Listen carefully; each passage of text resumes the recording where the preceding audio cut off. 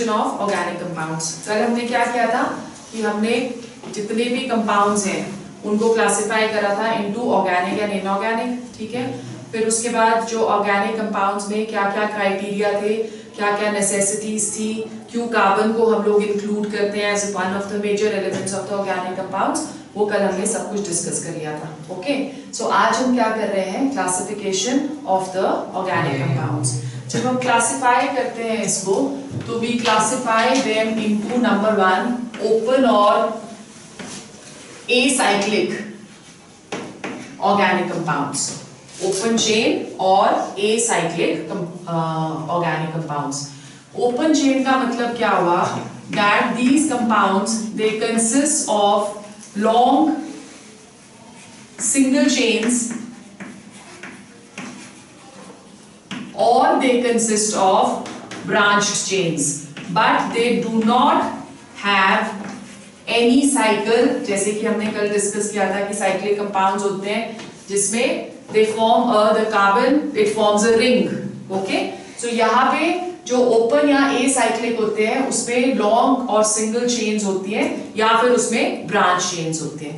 These compounds open chain they are known as what, they are known as aliphatic, ठीक है, they are known as aliphatic compounds. Aliphatic हम इसको क्यों बुलाते हैं, बिकॉज इसमें लॉन्ग चेन्स होते हैं। So these are majorly compounds which are originated from fats. Aliphatic means fats, ठीक है, सो फैट से ये ओरिजिनेट होते हैं। दीज आर ओपन और एसाइक्लिक, ओपन चेन और एसाइक्लिक कंपाउंड्स, राइट। फिर उसके बाद let's take a few examples. हमने कल बड़े सारे एग्जांपल्स करे थे, जैसे for example ethane, right, then we have CH3, CH2, CH3 propane. Okay, फिर अगर हम ब्रांच चेन ले लें तो वी हैव CH3, CH, यहाँ पे एक हमने ब्रांच दे दी CH3, ठीक है। So these are a few, this is known as methyl propane. Okay, common name है इसका मिथाइल प्रोपेन। जब हम नॉमेनक्लेचर करेंगे तो इसको डिटेल में करेंगे। या फिर हमारे पास है CH3, C, CH3, CH3 and CH3. This is known as neopentane, ठीक है। So all these you can see either they are open chain or they are branched chain. They all come under the aliphatic compounds या open और acyclic compounds, right? Second जो हमारे पास होते हैं they are known as closed chain organic compounds. Closed chain or cyclic. They are known as closed chain or cyclic organic compounds. In this you can see कि word हम लोग cyclic use कर रहे हैं, तो इसमें कार्बन जो है that is going to form cycles. Okay? ये वाले जो compounds हैं इनको हम लोग कार्बोसाइक्लिक भी बुलाते हैं। They are also known as carbocyclic compounds. ठीक है? They are further of 3 types. The first one they are known as alicyclic. They are known as alicyclic. In alicyclic compounds, they have rings of 3 or more than 3 carbon atoms. They consist of rings of 3 or more than 3. ठीक है, they consist of rings of 3 or more than 3 carbon atoms. Examples which we can take over here is that of bond line notation में हम इस तरह से 3 carbon atoms को show करते हैं ना साइकिल, कल हमने किया था, ठीक है। फिर उसके बाद 4 carbon atoms in a ring और फिर उसके बाद 5 carbon atoms in a ring and 6 carbon atoms in a ring. So these they are known as alicyclic compounds. Now यहाँ पे it is not essential कि यहाँ पे तो हमने सारे सिंगल बॉन्ड्स शो करें, कोई जरूरी नहीं है कि सबके बीच में सिर्फ सिंगल बॉन्ड्स हैं। अगर हमको डबल बॉन्ड शो करना है तो हम ऐसे कर सकते हैं, ठीक है, या अगर हमको यहाँ पे डबल बॉन्ड शो करना है तो हम ऐसे कर सकते हैं, right. So it may contain single और डबल बॉन्ड्स बोथ। नेक्स्ट जो हमारे पास आते हैं, they are known as aromatic organic compounds. What is aromaticity? That we will do later in detail. अभी आपको ये पता होना चाहिए कि जो aromatic compounds हैं, they are further classified into two. They aromatic जो है वो aroma से word develop किया गया है। aroma means smell, ठीक है, और fragrance। अरोमा स्मेल तो आप रॉन्ग उसमें ले जा सकते हो ना, बैड स्मेल या गुड स्मेल दो होती है।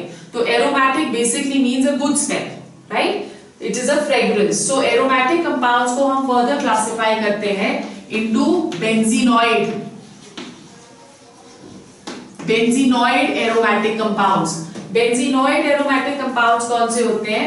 They are those compounds which have at least one benzene ring.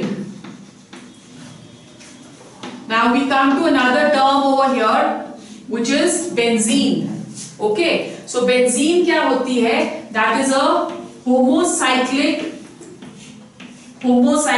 ring with 6 carbon atoms with alternate single and double bonds, ठीक है, which can also be represented as this. So it should have, the benzenoid compound should have at least one benzene ring, जिसको हम लोग represent कर रहे हैं with a homocyclic which has 6 carbon atoms, ठीक है, and which has alternate positions पे it has single and double bonds. Okay, तो उनके पास बेंजीनॉइड के पास एक बेंजीन रिंग होना जरूरी है। बेंजीनॉइड के पास 2 बेंजीन रिंग्स भी हो सकती है, as we just said कि इसका जो नाम होगा that is going to be what? Benzene. अगर ये 2 बेंजीन रिंग्स फ्यूज्ड हो,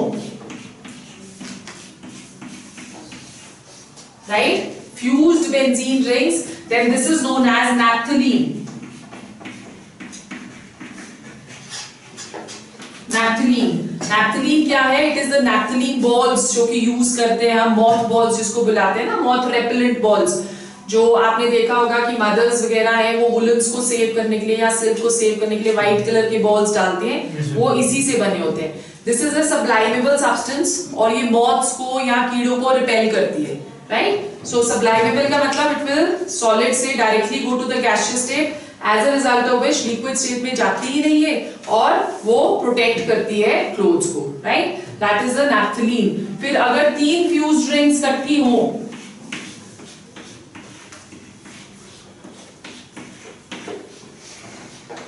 like this, if there are 3 fused rings together, then this is known as anthracene, right? Now benzenoid compounds में it is not essential कि rings fused भी हो, they can be individual rings also present, individual rings can also be present, जैसे for example अगर हम 2 benzene rings को bond show कर दें इस तरह से, right, then this is known as phenyl, right. और अगर 3 को हम लोग कर दें ऐसे, हम 3 एक और आगे बेंजीन रिंग इंक्लूड कर दें इसमें,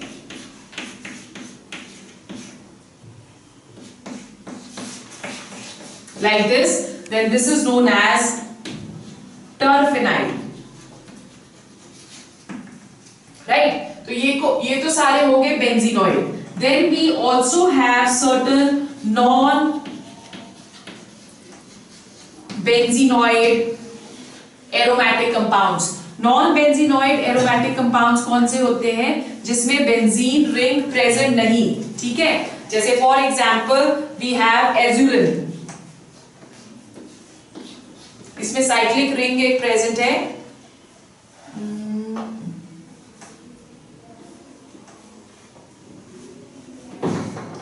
now in this ring there are how many carbon atoms? 1 2 3 4 5 6 7. There are 7 carbon atoms with 1 double bond here, 1 double bond here and the other double bond here, ठीक है। और इसके साथ एक और रिंग जो है that is a pentacyclic ring which is attached like this, okay, pentacyclic ring अब यहाँ पे डबल बॉन्ड एक यहाँ है, एक यहाँ है और एक यहाँ है. This does not contain a benzene ring, but still it will show the property of aromatic compounds. Therefore, this also comes under aromatic compounds, azulene. Okay, so we have now done alicyclic, एक करा हमने, aromatic दूसरा करा. Alicyclic में क्या होता है? There are closed chains, cyclic compounds which consist of more than 3 carbon atoms. और बेंजीनॉइड में क्या है? It contains at least one benzene ring. Non-benzenoid भी aromatic है, but it does not contain benzene ring. तो third type of closed chain compounds है, they are heterocyclic. So the third type, they are known as heterocyclic. Heterocyclic का मतलब क्या हुआ? Hetero means different. तो इसका मतलब जो साइकिल हम हेटेरोसाइक्लिक में लेंगे उसमें कार्बन के अलावा कोई और एलिमेंट्स भी प्रेजेंट रहते हैं. जनरली जो प्रेजेंट रहते हैं they are oxygen, sulphur, phosphorus और नाइट्रोजन. ठीक है. सो हेटेरोसाइक्लिक में हम एग्जांपल लेते हैं, जैसे for example we have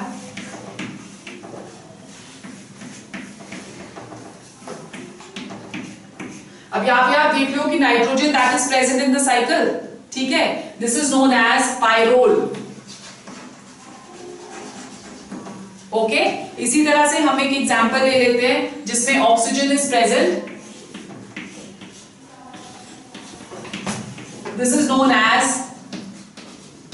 furan. ठीक है. अब नाइट्रोजन का एक और ले सकते हैं हम, but over here there are 6 members in the cycle. Okay. This is known as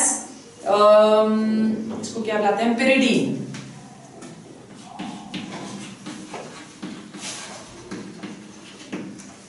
This is known as pyridine. Pyridine में there are 3 double bonds. One is here, one is here, and one is here, and there is no hydrogen present. ठीक है? So ये जो है they are heterocyclic. So let's just take a recap in a tabular form कि हम किस तरह से classify करते हैं. So we said that we are classifying the organic compounds into open chain. ठीक है. ओपन चेन को हम क्या बुलाते हैं? They are known as acyclic, और they are classified into closed और साइक्लिक कंपाउंड्स. ठीक है. क्लोज्ड और साइक्लिक कंपाउंड्स को फर्दर हम क्लासिफाई करेंगे into homocyclic. Homocyclic means that all the atoms present in the ring they are carbon, right? और दूसरा हमारे पास यहाँ पे आ गया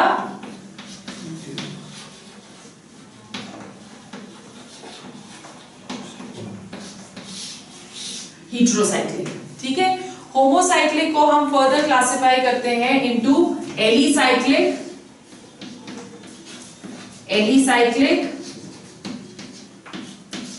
which contains 3 or more than 3 carbon atoms in a ring, and aromatic. Aromatic are those which have a specific aroma. ठीक है. And aromatic को हम further classify कर रहे हैं into 2.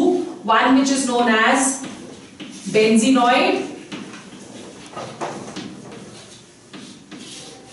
and the other one that is known as non-benzenoid.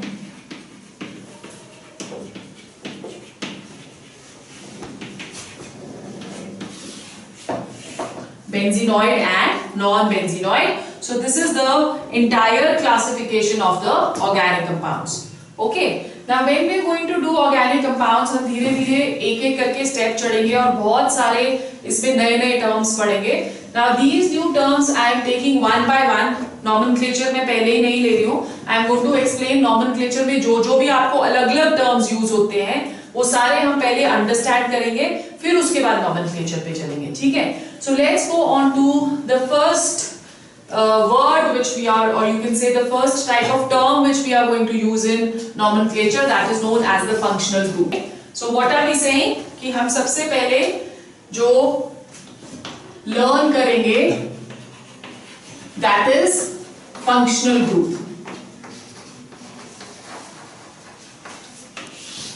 अब हम क्या बोल रहे हैं यहाँ पे कि जो simplest kind of organic compounds होते हैं they are the hydrocarbons. Simplest organic compounds they are hydrocarbons. कल भी मैंने बताया था कि hydrocarbons they are simply compounds of carbon and hydrogen, right? So hydrocarbons they are, we can say that जितने भी हम कंपाउंड्स पढ़ते हैं वो सारे के सारे हाइड्रोकार्बन से ही डिराइव होते हैं।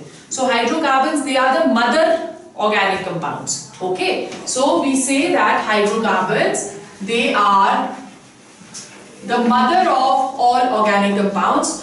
इससे जब हम लोग सब्स्टिट्यूट करते रहेंगे तो हम देखेंगे कि we can get thousands and type of organic compounds only from these compounds, right, which are known as hydrocarbons. Like for example, अगर हम एक सिंपल सा हाइड्रोकार्बन ले लेते हैं ethane. Ethane is a hydrocarbon. अगर हम इसको रिएक्ट कर देते हैं, suppose we are reacting it with aqueous KOH, okay, तो यहाँ पे क्या होगा कि इसका जो एक हाइड्रोजन है वो सब्स्टिट्यूट हो जाएगा and we will get a new product which is ethyl alcohol. Okay, this is just a hypothetical reaction I am showing you कि हम लोग कैसे हाइड्रोकार्बन से अल्कोहल्स बना सकते हैं। उसी तरह से हम हाइड्रोकार्बन के हाइड्रोजन्स को सब्स्टिट्यूट कर करके बहुत ज्यादा वैरायटी ऑफ प्रोडक्ट्स बना देते हैं, राइट? अब यहाँ पे जो हम ये यूज कर रहे हैं या जिससे हमने सब्स्टिट्यूट किया OH group, this is known as the functional group. So क्या होता है functional group? You can write down that functional group is a special group attached to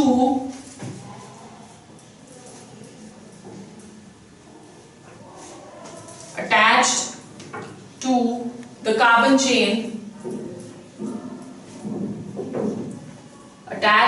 carbon chain, which determines the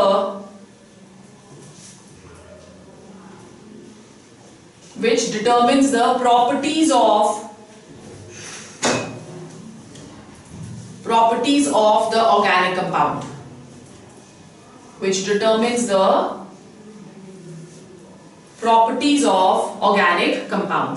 ठीक है? जैसे for example हमने ऊपर दो organic compounds हमने डिस्कस किए, वन इज इथेन, राइट? जब हमने इसको इसके साथ रिएक्ट किया तो हमारे पास एक नया कंपाउंड आ गया व्हिच इज इथाइल अल्कोहल। अब इसकी प्रॉपर्टीज और इसकी प्रॉपर्टीज अलग होंगी, क्यों? क्योंकि इन दोनों में फंक्शनल ग्रुप्स अलग हैं, राइट? इसमें hydrocarbon is the functional group which is present और वहां पे जो फंक्शनल ग्रुप प्रेजेंट है that is the OH, alcohol functional group is present. So all alcohols they will have the same properties, same chemical properties. All अगर हम बोले alkanes they will have the same chemical properties, right? अगर हम सारे alkenes लेंगे उन सब की chemical properties same होगी। So basically functional group क्या यहाँ पे suggest कर रहा है या क्या हमें बता रहा है? It tells us about the chemical properties of a particular compound. Okay? Now when we are talking of the functional group, we have functional groups containing carbon-carbon multiple bonds. That is the first kind of functional groups which we are going to do. Groups containing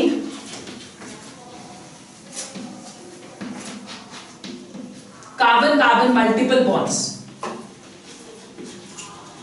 Carbon-carbon multiple bonds. It means that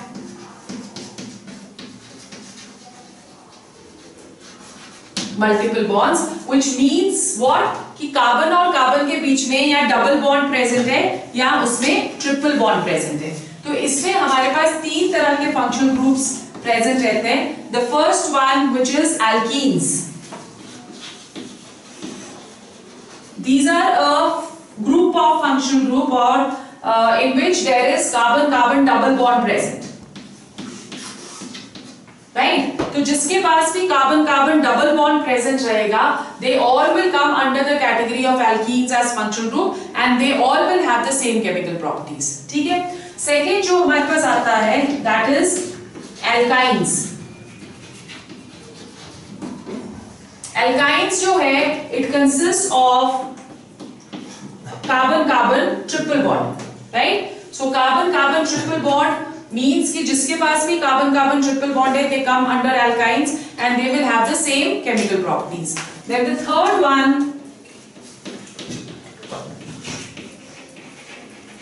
they are known as arenes. Arenes, they have one aromatic ring at least. जैसे हमने अभी benzenoid और non benzenoid करे थे. So let's take the example of a heterocyclic, homocyclic hexane ring which has alternate single and double bonds which is known as benzene. So ये जो functional group है that is only due to the type of bonding between carbon and carbon. यहाँ पे carbon और carbon के बीच में double bond है, यहाँ पे कार्बन और कार्बन के बीच में ट्रिपल बॉन्ड है, और यहाँ पे एक साइक्लिक रिंग है जहाँ पे हमने ऑल्टरनेट सिंगल और डबल बॉन्ड्स ले लिए. ठीक है. फिर उसके बाद जो हमारे पास नेक्स्ट आता है that is groups containing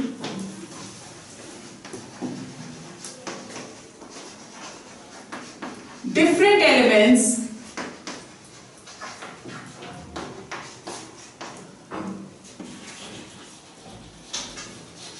like oxygen, sulfur, nitrogen. ठीक है.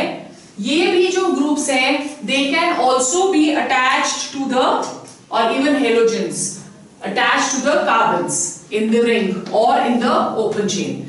इसके बेसिस पे हम लोग क्लासिफाई करेंगे. The first one they are known as alcohols.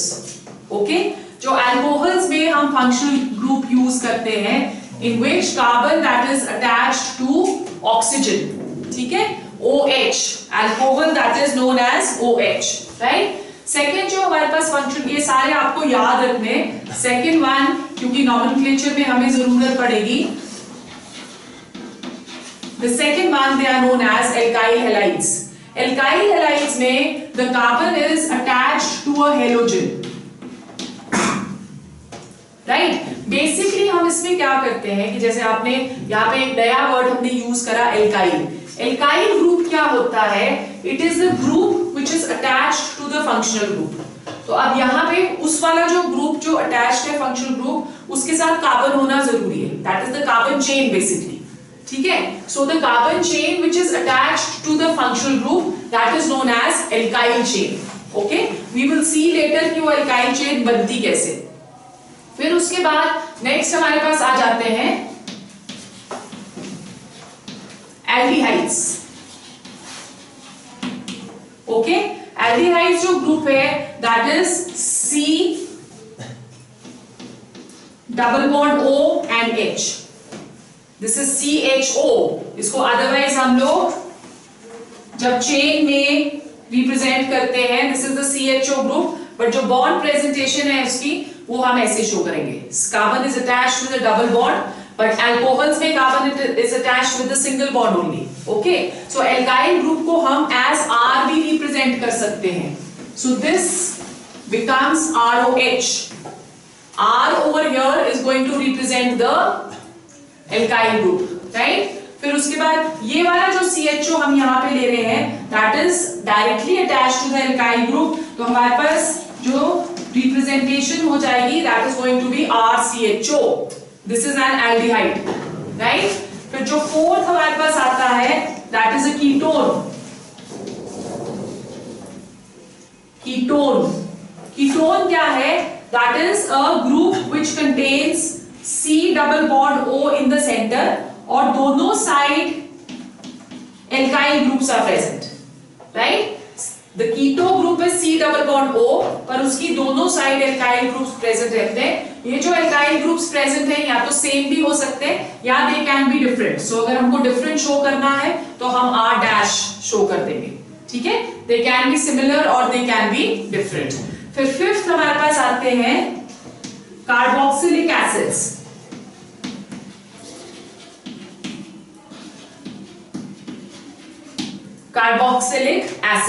Carboxylic acids क्या हुए?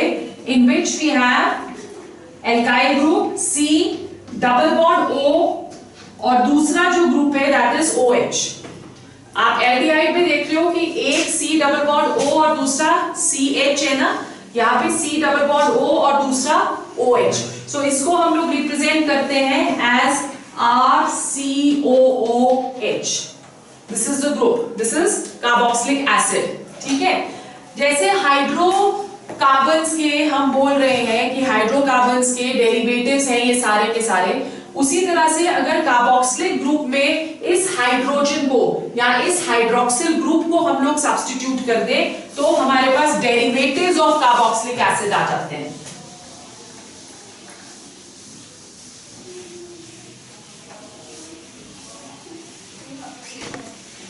So let's understand the next one, which is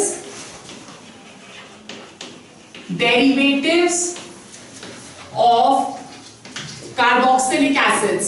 ये जो derivatives of carboxylic acids हैं, इनको हम carboxylic acid से ही derive कर सकते हैं सिर्फ, राइट? तो इसमें जो फर्स्ट आ जाएगा that is amides। amides, इस पे आप देखो what is going to be the structure, RC double bond O NH2। सो हमने क्या किया, यहाँ पे जो कार्बोक्सिलिक एसिड में OH ग्रुप था उसको हमने अमीन के साथ, NH2 इज अमीन, राइट, अमीन के साथ हमने उसको सब्स्टिट्यूट कर दिया तो वो क्या बन गया, अमाइड। फिर सेकेंड जो इसमें होते हैं they are known as carbonyl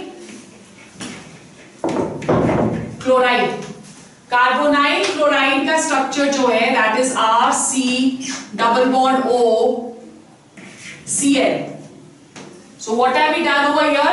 OH has been substituted by chlorine, yes, right? So this is a carbonyl chloride. Then the third one which we have, they are esters। ठीक है, अब esters का structure देखो कैसे change हो रहा है।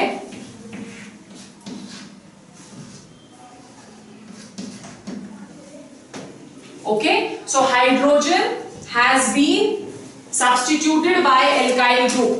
Again, this alkyl group may be same or this alkyl group may be different, right? So these are known as esters और ये तीनों के तीनों क्या है? They are derivatives of carboxylic acids।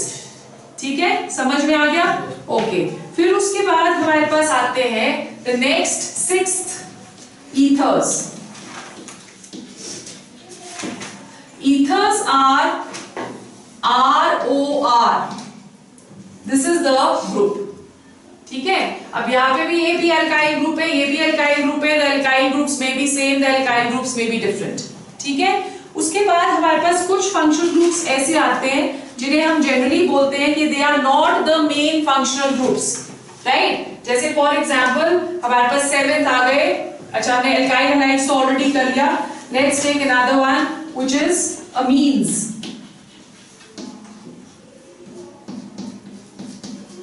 Amine has the functional group NH2. Then we have nitriles।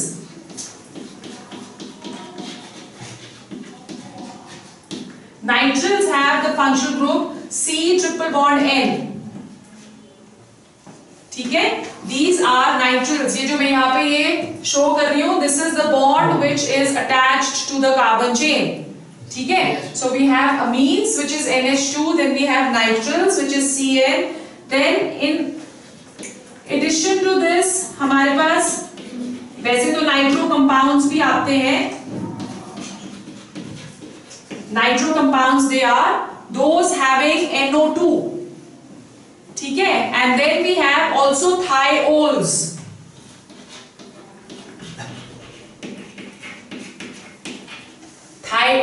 Thiols they are the compounds having SH group and SH that is attached to the carbon chain। Clear? So ये हमारे पास functional groups हैं। Is it clear? So what did we do? We have done alcohols, alkyl halides, alcohols में OH, alkyl halides में halogen, X over here represents halogen। Halogen हमारे पास होते हैं fluorine, chlorine, bromine, iodine। फिर aldehydes which is the CHO group, ketone which is the RCOR। ठीक है, carboxylic acid RCOOH, Then we have the derivatives of carboxylic acids, amides, RCONH2, carbonyl chloride, RCOCl, esters, RCOOR. Then ethers, ROR. ethers और esters को आपने confuse नहीं करना है, okay? Because यहाँ पे और यहाँ पे क्या फर्क है? यहाँ पे C के साथ डबल बॉन्ड O है, यहाँ पे ऐसा कुछ नहीं, ठीक है? फिर उसके बाद आ गया अमीन्स, अमीन्स के बाद आ गया nitriles, nitro and thiols, okay? Now after doing the functional groups, we come to another very important category of compounds, which is known as homologous series.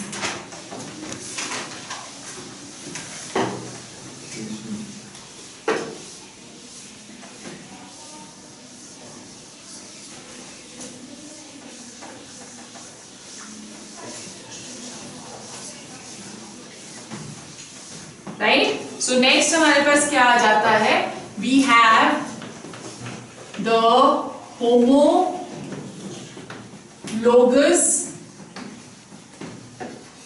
series.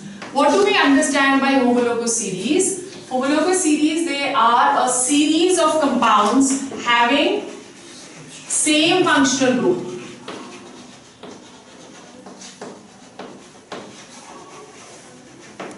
Having same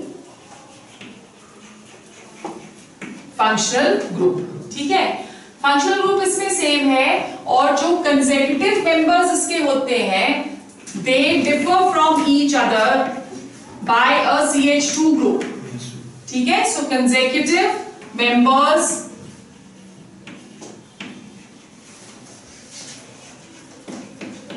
differ by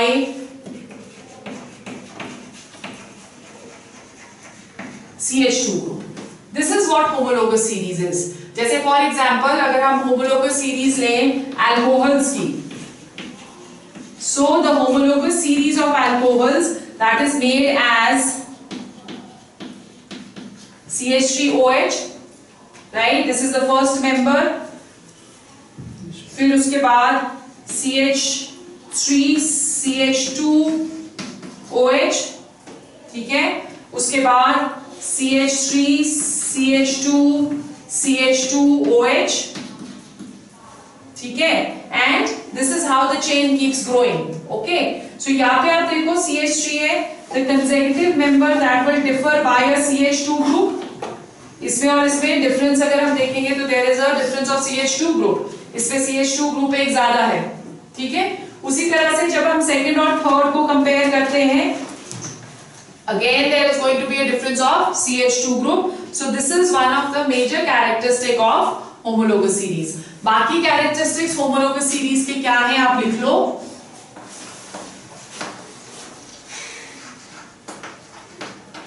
Characteristics of homologous series. Number 1, all the members can be represented by same general formula, ठीक है? all the members they are represented by same general formula. मतलब अगर हमको alcohols को represent करना है तो हम alcohols को represent कर सकते हैं as CnH2n+1OH, where n is the number of carbon atoms, okay? so उसको यहाँ पे लगा के देखते हैं इस formula को हम. अगर number of carbon atoms that is equal to 1, so formula क्या बन जाएगा? CH2 × 1 + 1 3OH, ठीक है? so this is the first member. अब हमको second member के लिए C is equal to 2 आ गया, तो second member 2H क्या आ जाएगा? 2 × 2 4 + 1 5OH. so ये second member देखो आप 3 + 2 5 आ गया, C2H5OH, राइट? उसी तरह से अगर आपको C3 लेना है तो ये आ जाएगा C3H7OH.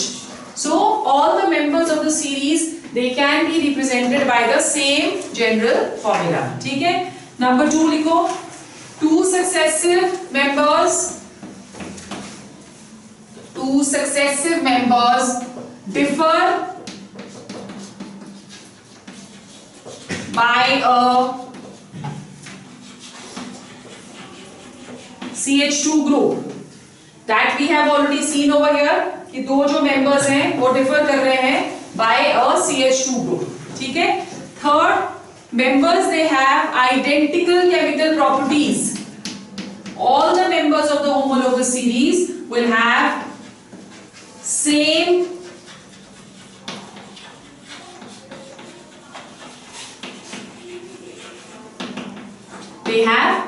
chemical properties.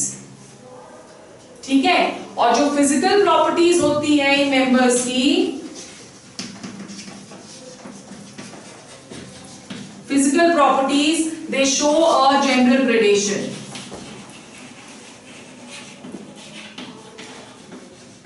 General gradation का मतलब जैसे कि आपने पीरियोडिक प्रॉपर्टीज थर्ड में करा था ना कि जब आप अलोंग द पीरियड जा रहे हो तो इस तरह से मेल्टिंग पॉइंट्स चेंज हो रहे हैं या आयनाइजेशन एनर्जी चेंज हो रही है. जब आप डाउन द ग्रुप जा रहे हो तो आयनाइजेशन एनर्जी इस तरह से चेंज हो रही है, उसको हम लोग जनरल ग्रेडेशन बुलाते हैं. तो फिजिकल प्रॉपर्टीज जैसे फॉर एग्जांपल जैसे जैसे नंबर ऑफ कार्बन एटम्स बढ़ते जाते हैं वैसे वैसे बॉइलिंग पॉइंट्स बढ़ते जाते हैं. तो अगर हम यहाँ पे CH3OH, C2H5OH और C37OH का करें तो boiling point is a physical property only ना.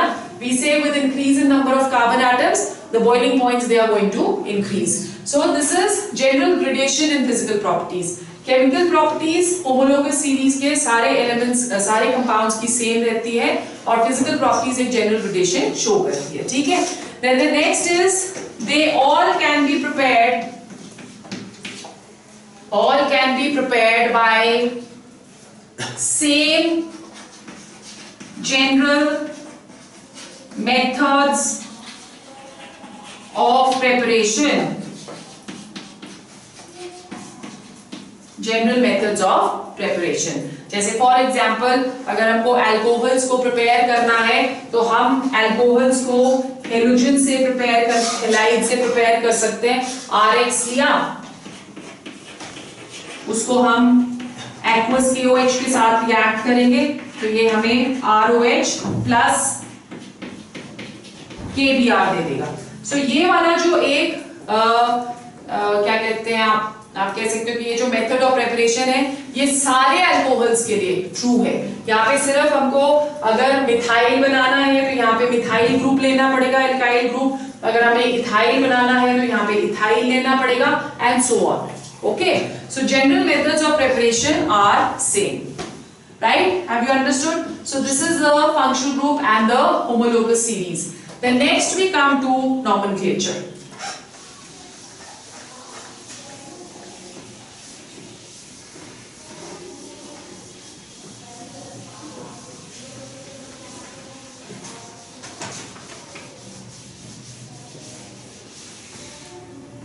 What is nomenclature?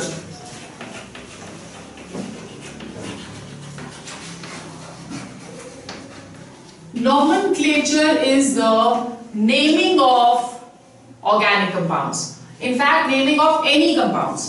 जब आप 12th में कोऑर्डिनेट केमिस्ट्री करोगे तो उसको जब हम नेम करते हैं तब भी हम nomenclature बुला रहे हैं. ऑर्गेनिक केमिस्ट्री में हम लोग ऑर्गेनिक कंपाउंड्स को नेम कर रहे हैं, then also that is known as nomenclature.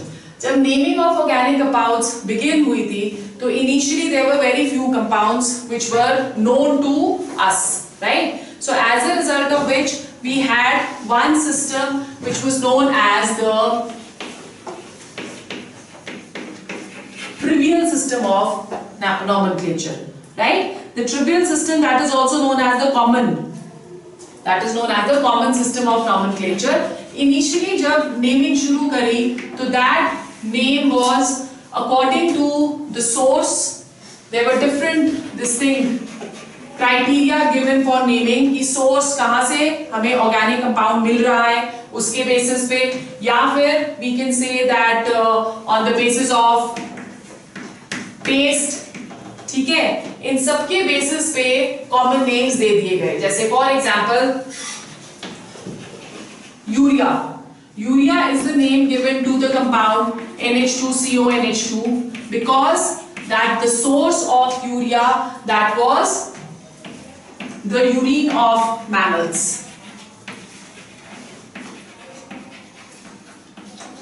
ठीक है, so from the word urine the word urea came. Right. In a similar manner जब हम लोग मिथाइल अल्कोहल लेते हैं, methyl alcohol that is known as wood spirit. Why it was known as wood spirit? Because जब हम लोग wood को burn करते हैं तो उसमें से एक liquid निकलता है, that liquid was supposedly known as methyl alcohol या CH3OH या wood spirit। तो नाम जो था वो wood spirit इसको दे दिया, right? उसी तरह से there was another one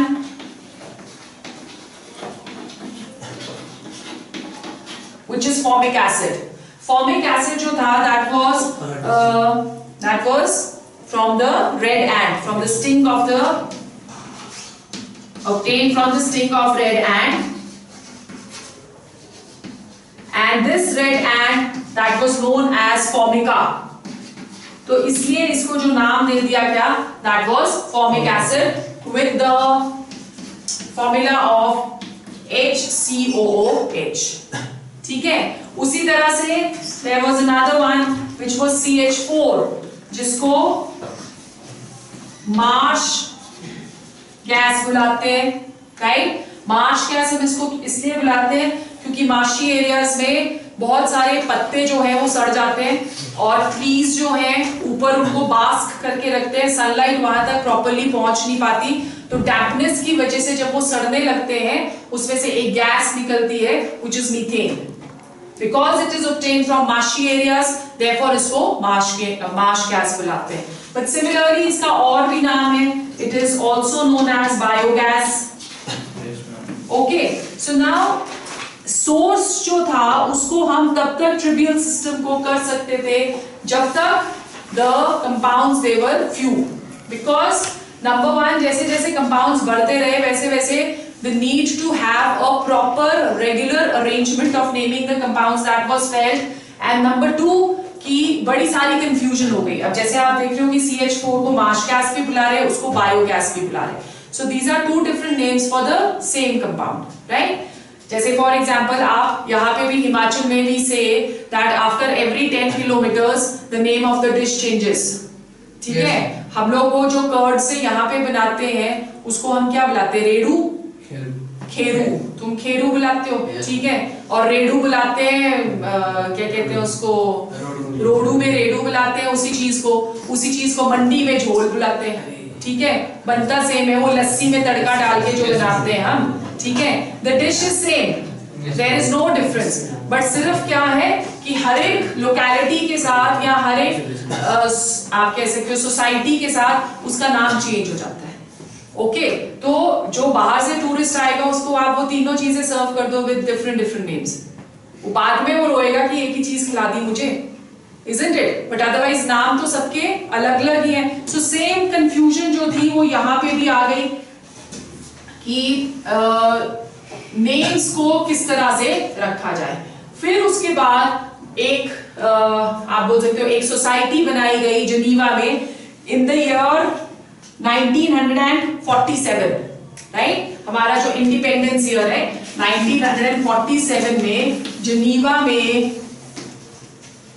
scientist ने मिलके एक सोसाइटी बना दी जिसको उन्होंने बुलाया IUPAC, international union of pure and applied chemistry, जिन्होंने सबसे पहले रूल्स ऑफ नॉमेनक्लेचर दिए इन द ईयर 1979।